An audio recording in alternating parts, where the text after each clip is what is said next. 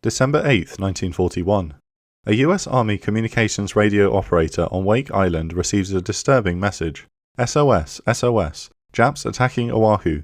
This is the real thing, no mistake. Major James Devereaux of the 1st Marine Defense Battalion believes Wake will be next and orders his men to man their defensive fortifications. US Marine Wildcat fighters of Marine Fighting Squadron 211 are quickly dispersed around the airfield, and island defences are prepared. This video is sponsored by War Thunder, a free-to-play military vehicle online combat game. Simply download free and play cross-platform on PC, Xbox Series X and S, PlayStation 5, and the previous console generation. Take command of a vast fleet of more than 2,000 historically accurate playable tanks, aircraft, helicopters and ships from the 1920s to the present day, against more than 50 million global players in exciting combat arms battles. Enjoy great graphics, authentic sound effects and realistic physics and damage models. Instead of general hit points, vehicles suffer damage to their components that affect their fighting ability. I've been playing War Thunder since 2015 and still love jumping in a Spitfire and doing battle with some mates.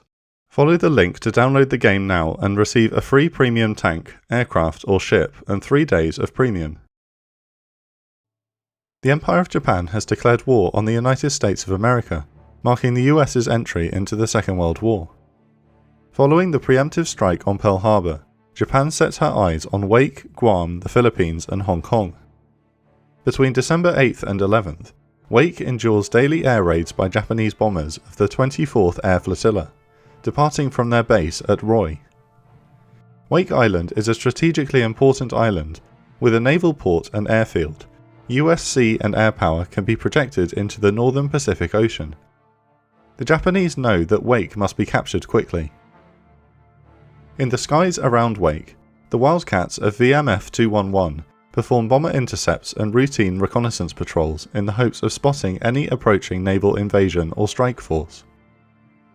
Despite Japanese bombers taking substantial losses, Wake is still subject to large amounts of aerial bombardment, with a 25,000-gallon aviation fuel tank set alight, and 8 of the 12 Wildcats destroyed on the ground.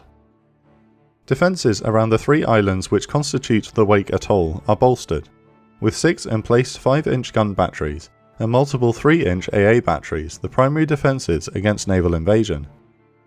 The US Navy submarines Triton and Tamber are deployed into the waters surrounding the island to provide early warning of a Japanese assault. With Wake under bombardment and at risk of invasion, and with much of the US Pacific Fleet at Pearl Harbor destroyed or damaged after the recent preemptive strike, Task Force 14, comprising carrier USS Saratoga and a number of cruisers, is en route from San Diego. The task force races to Wake's aid, hoping to arrive on the 23rd. In the early morning of December the 11th, ships are sighted off the southern shore of Wake Island, and Major Devereaux sounds general quarters. Rear Admiral Kajioka and his invasion force has arrived. His bombardment force, comprising his flagship, the cruiser Yubari, cruisers Tatsuta and Tenru, 6 destroyers and 2 patrol boats, move forward to their bombardment positions and begin a savage bombardment of Wake's defences, as some 450 Japanese Marines board their Daihatsu landing craft. However, foul weather makes the loading of troops near impossible, as men fall into the water and craft are overturned. The US Marine Wildcats scramble to defend the island from any air attack. As the loading fiasco continues, the Japanese bombardment squadrons begin parallel runs of the southern shores. They continue to pour naval gunfire on targets along the southern coast of Wake. The American emplaced guns remain silent as they track the progress of the currently out-of-range Japanese ships. As daylight breaks, Kajioka's force reverses their course and closes distance, now conducting a west-to-east bombardment run. This manoeuvre brings Yubari well within the range of Battery A's 5-inch guns, and the order to fire is finally given. The opening salvo forces the Yubari to turn and steam away. She returns fire, her shells straddling Battery A. As Yubari retreats, Battery A strikes her port side, and she immediately begins to belch smoke. She sustains a further 2 hits as she turns to try to evade the incoming fire. Patrol boats 32 and 33, escorting Yubari, attempt to lay a smokescreen behind her as she desperately tries to sail towards safety. In doing so, Patrol Boat 33 is herself struck by a shell, forcing her to retreat as Yubari receives further hits to her forward turret. As Yubari duels with Battery A, Battery L now opens fire on Destroyer Division 29 and Cruiser Division 18. Having executed a westerly turn from their run towards the southern beach, the leading ship, Hayate, comes under fire from Battery L, exploding and splitting her in two. Within minutes, her 167-man crew disappear beneath the waves. Hayate becomes the first Japanese surface vessel to be sunk by the US Navy during the Second World War. Battery L immediately turns to the Oite, which by now is close enough to engage with their 50 caliber machine guns. Oite lays a smokescreen and retreats, struck once by American guns. The remaining ships of Destroyer Division 29 follow Oite's lead, sustaining multiple punishing hits from Battery L. Meanwhile, Destroyer Division 30 now comes within range of Battery B, which opens fire, scoring hits against the Yayoi, Matsuki and Kisaragi. Again, all are forced to retreat to safety. With Kajioka's invasion fleet fleeing south beyond the range of Wake's guns, the 4 Marine Wildcats dive in to punish the retreating vessels. Destroyer Kisaragi is singled out, and is struck by bombs which penetrate her deck. The explosions within the ship immediately render Kisaragi a raging inferno. The remaining Wildcats dive on cruisers Tenru and Tatsuta, scoring accurate hits on both. Kisaragi changes from a ship to a ball of flame.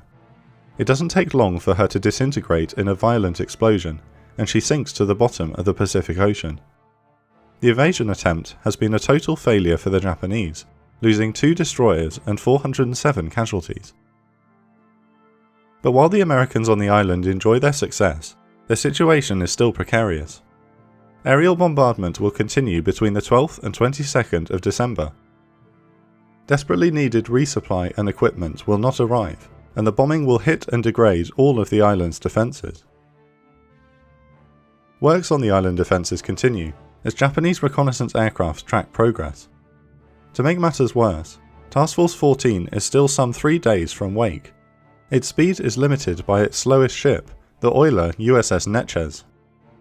The US submarine group is ordered to leave to avoid unnecessary risk. With news arriving of a heavy concentration of aviation in the Marshall Islands, and reported Japanese carrier aircraft from one or many undiscovered Japanese carriers spotted over Wake, Task Force 11 is diverted to support Task Force 14 en route. But time has run out.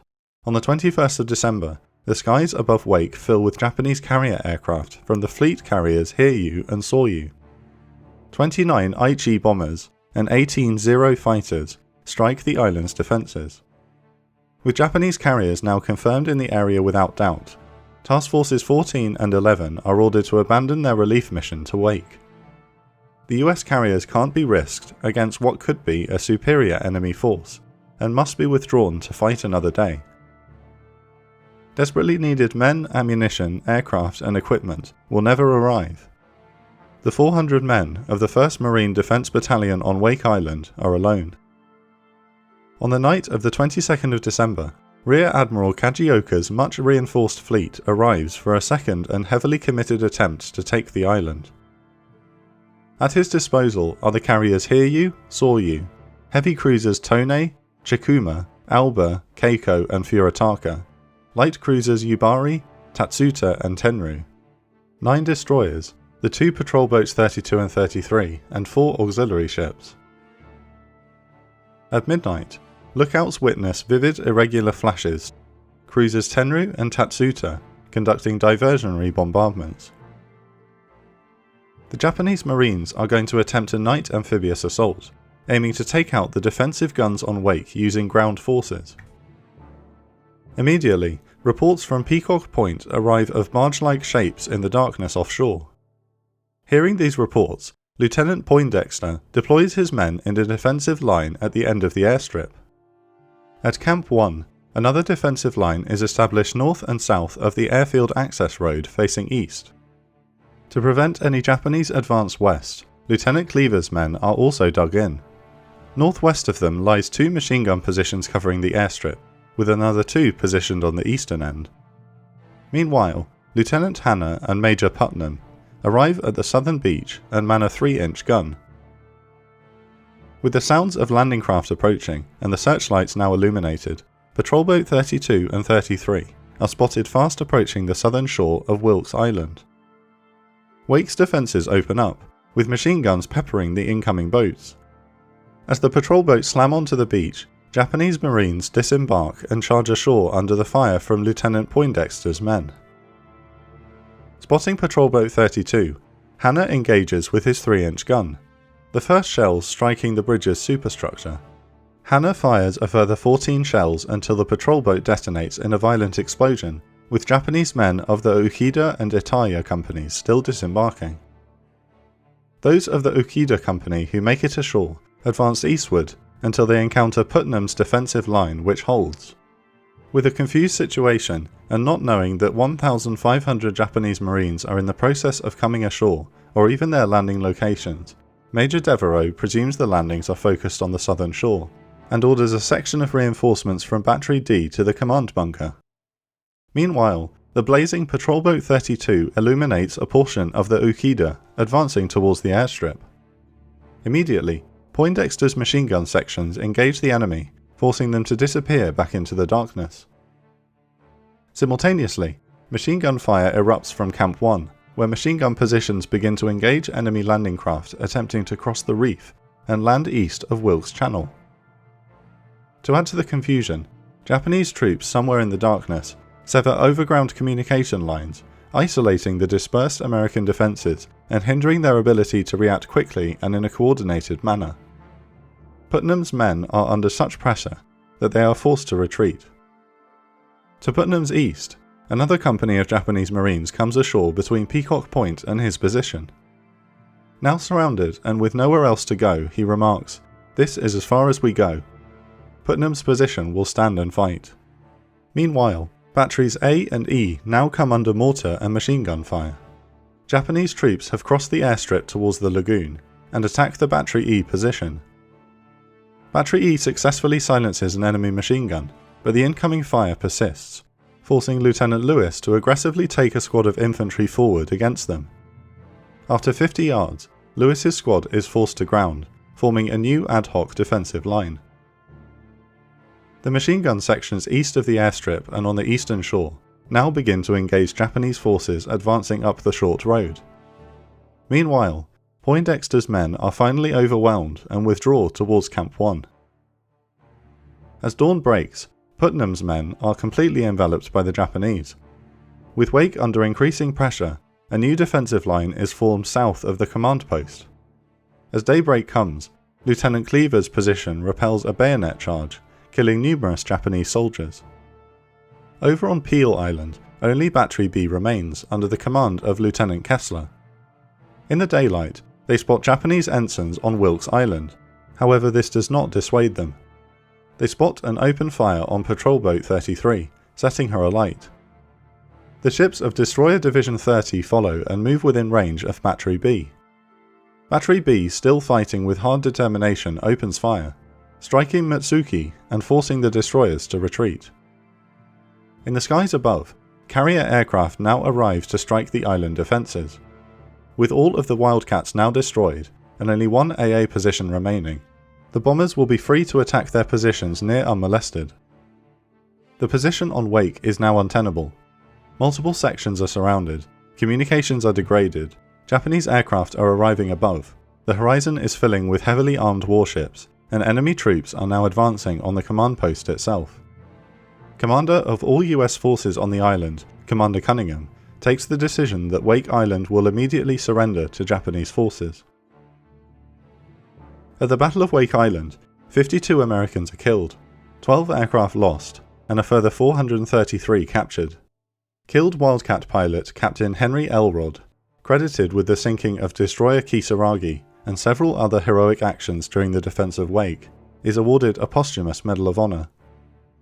The Japanese lose 2 destroyers, 2 patrol boats, and take over 400 casualties. This significant outpost in the centre of the Pacific Ocean now allows the Imperial Japanese Navy and Air Force to exert their influence toward Midway and the Johnston Atoll, and threatens any US naval forces that transit in between. Wake would remain in Japanese hands until the end of the war. Play War Thunder for free on PC, PS5 and Xbox Series X and S. Follow the link to download the game and get a free premium tank, aircraft or ship and 3 days of premium now.